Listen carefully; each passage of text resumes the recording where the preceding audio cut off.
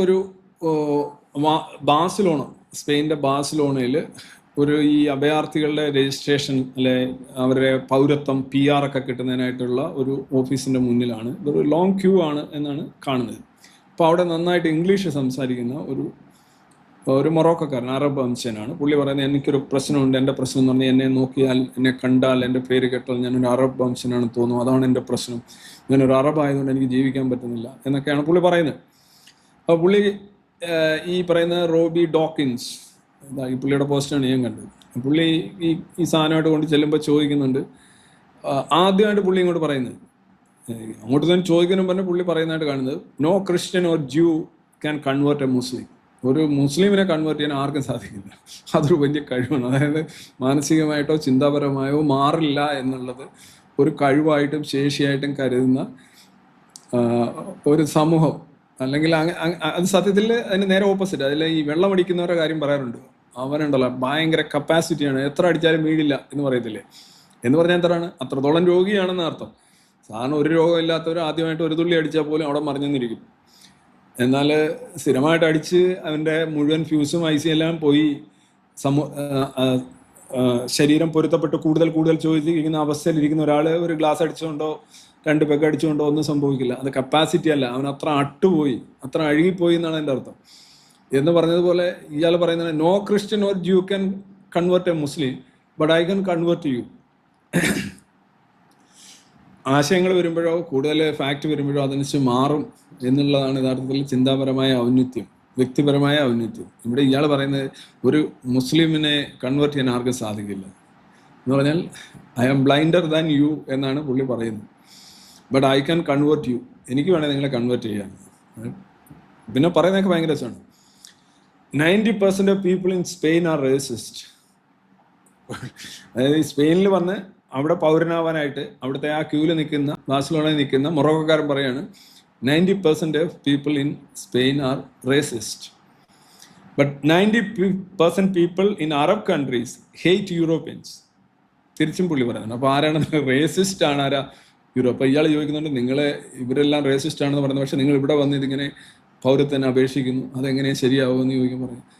അത് 90% അറബ് രാജ്യങ്ങളിലുള്ളവരും യൂറോപ്യൻസിനെ വെറുക്കുന്നു, ഒരു അന്യജനത്തെ വെറുക്കുന്നു.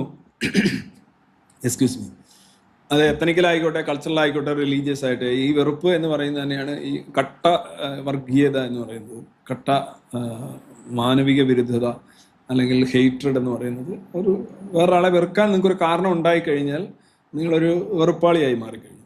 അത് രാഷ്ട്രീയമായിക്കോട്ടെ, ഒരു മനുഷ്യനെ, അറിയാത്തൊരു മനുഷ്യനെ, കാണാത്തൊരു മനുഷ്യനെ എന്തെങ്കിലും ഒരു കാരണത്താൽ നിങ്ങൾക്ക് വെറുക്കേണ്ടി വരികയാണെന്നുണ്ടെങ്കിൽ നിങ്ങളുടെ എല്ലാ തരത്തിലുമുള്ള ഒരു പതനമാണത്. അതാണ് ഈ ഒരു സോഫ്റ്റ്വെയർ ഫിറ്റ് ചെയ്യുമ്പോൾ ഇദ്ദേഹത്തിന് കിട്ടിയതെന്നാണ് ഇദ്ദേഹം പറയുന്നത്.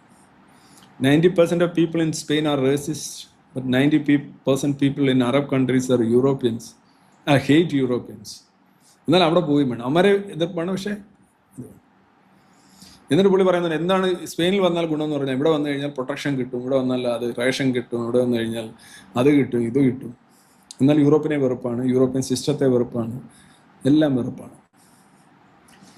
എന്നിട്ട് ഇയാൾ ചോദിക്കുന്നുണ്ട്, ഈ ഇമിഗ്രൻസ് യൂറോപ്പിൽ ഒരുപാട് ഇതൊക്കെ വയലൻസ് ഒക്കെ ഉണ്ടല്ലോ, അതിനെക്കുറിച്ച് എന്താ അഭിപ്രായം? പുള്ളി പറയണേ, immigrants in Europe do violence and killing. Do you know why? Because they have no rights here. എന്താ ചെയ്യുന്നത്? ഇവിടെ അവർക്ക് റൈറ്റ്സ് ഇല്ല. കുറച്ചുകൂടെ റൈറ്റ് കൊടുക്കൂ, നിങ്ങൾ ഫുൾ സിറ്റിസൺഷിപ്പ് കൊടുക്കൂ. അങ്ങനെയാണെന്നുണ്ടെങ്കിൽ. എന്നിട്ട് ഇയാൾ പറഞ്ഞു, ഞാൻ രാവിലെ എഴുന്നേക്കുന്നു, ഞാൻ ഒന്നും കഴിച്ചിട്ടില്ല, ഞാൻ അങ്ങോട്ട് ചെല്ലുമ്പോൾ ഒരുത്തൻ്റെ നല്ലൊരു ഫോൺ ഇരിക്കുന്നു, എനിക്ക് തട്ടിപ്പറിച്ചുകൊണ്ട് പോകാൻ തോന്നില്ലേ? ഇയാൾ ചോദിക്കുകയാണ്. ഇയാൾ എങ്ങനെ ഇത്ര നല്ല ഹൈലി എഡ്യൂക്കേറ്റഡ് ആണെന്ന് എനിക്ക് തോന്നി ഇയാളുടെ ലാംഗ്വേജ് എക്സ്പ്രഷൻ. പക്ഷേ ഒന്നിൽ വളരെ കാര്യമായിട്ട് പറയുകയാണ്. എന്നിട്ട് അതുപോലെ തന്നെ ചോദിക്കുന്നു, Innocent women is stabbed 30 times. ഒരു സ്ട്രീറ്റിൽ 30 തവണ ഒരു സ്ത്രീയെ, ഒന്നും അറിയാത്ത ഒരു സ്ത്രീയെ ചെന്ന് ഒരുത്തൻ 30 വട്ടം കുത്തുന്നു. എന്നിട്ട് ആ കുത്തിയവൻ അള്ളാഹു അക്ബർ എന്ന് വിളിക്കുന്നു. എന്താണ് അഭിപ്രായം എന്ന് ചോദിച്ചപ്പോൾ ഇയാൾ പറയാണ്, no no no, it doesn't mean God is great. അള്ളാഹു അക്ബർ എന്ന് പറഞ്ഞാൽ ഗോഡ് ഈസ് ഗ്രേറ്റ് എന്ന്, അതല്ല എൻ്റെ അർത്ഥം. എന്നിട്ട് പറയണം, യു ഹാവ് ഇസ്ലാമോഫോബിയ. നിങ്ങൾ ഇത് ചോദിക്കാൻ കാരണം നിങ്ങൾക്ക് ഇസ്ലാമോഫോബിയ ഉള്ളതുകൊണ്ട്. എന്നിട്ട് അയാൾ പറയുന്നുണ്ട്, that is my favourite word എന്ന് പറഞ്ഞതിനെ ഫലിതവൽക്കരിച്ച് കളയുന്നുണ്ട്. അപ്പോൾ ഇതാണ് ബേസിക്കലി അവിടെ നടക്കുന്നത് എന്നുള്ളതിൻ്റെ ഒരു ഇതാണ് ഇത്രയും സംസാരിക്കുന്നത്. ഇതൊന്നും ആയിരിക്കത്തില്ല, ഇയാൾ ഇച്ചിരി കോടിയലായിട്ടാണ് സംസാരിക്കുന്നത്. But that's it.